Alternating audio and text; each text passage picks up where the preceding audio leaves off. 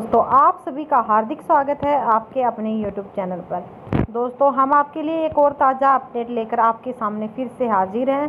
DA के बाद अब 50,000 तक बढ़ेगी आपकी सैलरी। हाँ दोस्तों, जो 7th पे कमीशन है उसकी कुछ नए आंकड़े जारी हुए हैं, जिन आंकड़ों के जरिए यह पता चला है कि सिविल कर्मचारियों के साथ साथ सैन्य बलों के लिए वेतन भत्ते और अन्य सुविधाओं के में जो बदलाव होना है उसकी सिफारिश करी जा रही है। इसके अतिरिक्त कर्मचारियों को ध्यान में रखते हुए उनके लिए बोनस की भी समीक्षा करी जा रही है। और तो और वेतन आयोग मौजूदा पेंशन योजना और अन्य सेवानिवृत्ति लाभों का जांच भी करता है।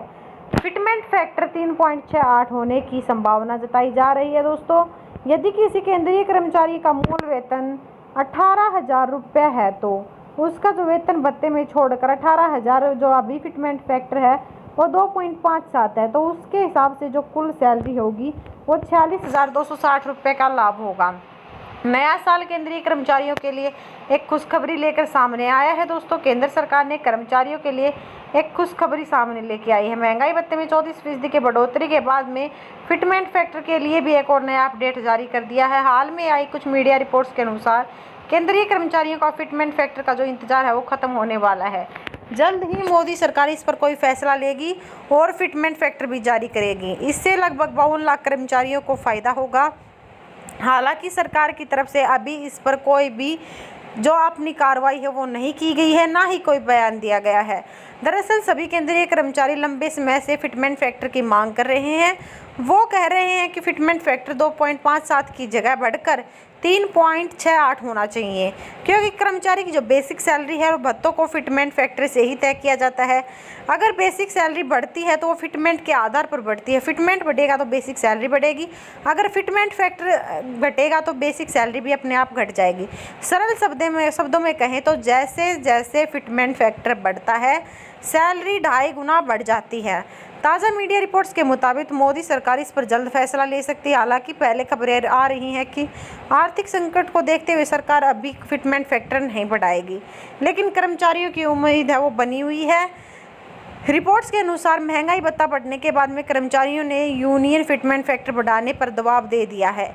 अगर मोदी सरकार केंद्रीय कर्मचारियों का फिटमेंट फैक्टर बढ़ाती है तो मूल वेतन कितना होगा वो सीधे 18,000 26,000 तक हो जाएगा। जून 2017 में 34 संशोधन के साथ में 7वें वेतन आयोग की सिफारिशों को अनुमोदन करते हुए पता चला था कि 7,000 रुपये के प्रतिमाह बढ़ाकर 18,000 रुपये प्रतिमाह जो सैलरी वो कर दी गई है, जबकि उच्चतम स्तर यानी कि सचिव को 90,000 रुपये तक बढ़ाकर 2.5 लाख कर दी गई। इससे पहले न्यूनतम मूल वेतन 6,000 रुपये से बढ़ाकर 18,000 रुपये किया गया था। सैलरी कैलकुलेशन को कैसे समझे? कर्मचारी का जो मूल वेतन है उसकी गणना 7वें वेतन आयोग के फिटमेंट फैक्टर 2.57 से गुणा करके निकाली जाती है। फिटमेंट फैक्टर 2.57 से बढ़कर 3.68 गुना कर दिया जाए तो मूल वेतन 8,000 का लाभ होगा, यानी कि 26,000 हो जाएगा। उदाहरण के तौर पर यदि किसी केंद्रीय कर्मचारी की जो सैलरी है वो 18,000 रुपये है तो उसका जो वेतन है वो भत्तों को छोड़कर 18,000 मल्टीप्लाई 2.57 यानी कि फिटमेंट फैक्टर से गुना कर दिया जाएगा, तो कुल जो है वो 46,260 रुपये का लाभ होगा। फिटमेंट फैक्टर 3.68 को तो सैलरी होगी 95,680 रुपये, यानी कि 26,000 मल्टीप्लाई बाय 3.68 95,680 रुपये कुल पैसे बनेंगे, यानी 49,420 रुपये की सैलरी मिलेगी। अगर इसे बढ़ाकर 3 कर दिया जाए तो मूल वेतन में 21,000 रुपये होंगे। अप्रैल से इतनी बढ़कर आएगी आपकी सैलरी। सभी कर्मचारियों को ध्यान में रखते हुए उनके लिए एक खुशखबरी आई है कि महंगाई भत्ता उसका भुगतान जल्द ही किया जाएगा। इस महंगाई भत्ते में 3% की वृद्धि करी गई है, जिससे लगभग 47.68 लाख केंद्र सरकार के कर्मचारियों और 68.62 लाख पेंशन भोगी लाभ आवंटित हुए हैं। इसका मतलब उन्हें लाभ प्राप्त हुआ है। हाँ, इस भत्ते में वृद्धि विशेष रूप से स्तर पर बढ़ती मुद्रास्फीति के समय वेतन भोगी कर्मचारियों के लिए एक बहुत ही जरूरी मदद लगती है। हालांकि डीए विशेष रूप से करों के बारे में अन्य मेजबान कारकों को ध्यान में रखा जाना चाहिए। रेल कर्मचारियों को अप्रैल माह में बढ़ा हुआ महंगाई भत्ता यानी कि डीए का पैसा मिला। लाखों रेल कर्मचारियों के लिए अच्छी खबर है।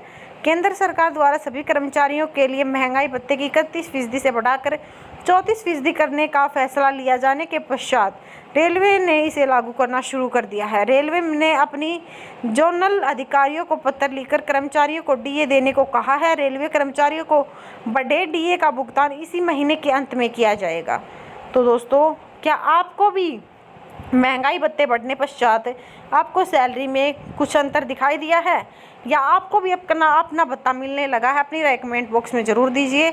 अगर नहीं मिलने लगा है तो जल्द से जल्द इस पर अपनी आवाज़ उठाइए, ताकि आप अपने भत्ते से वंचित ना रहें। और इस वीडियो को ज़्यादा से ज़्यादा शेयर करिए, ताकि आपके दोस्त भी इससे अवगत हो सके। धन्यवाद। जय हिंद, जय भारत।